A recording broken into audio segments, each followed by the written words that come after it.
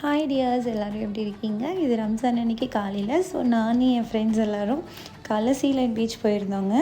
அங்கே ஒரு கார் வந்து சிக்கிடுச்சு. பட் இவங்க வாலண்டியராக அந்த ஜிஎம்சிலேருந்து வந்து ஹெல்ப் பண்ணாங்க.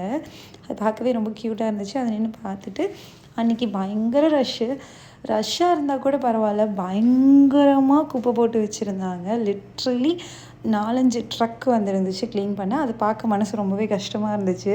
கவர்மெண்ட் இதையும் பேன் பண்ணி ஃப்ரீ ஆக்சஸை ஸ்டாப் பண்ணிடுவாங்களோன்னு சொல்லிட்டு. அதுக்கப்புறம் நாங்கள் வருஷம் ரம்ஜானுக்கு வந்து பிரியாணி பண்ணி டொனேட் பண்ணுவோம். அதுக்கு வந்து இந்த டைம் நான் ஃபஸ்ட் டைமாக 25 மெம்பர்ஸ்க்கு பிரியாணி பண்ணேன். பயமாக தான் இருந்துச்சு. But by God's grace output ரொம்ப நல்லா வந்துருந்துச்சு.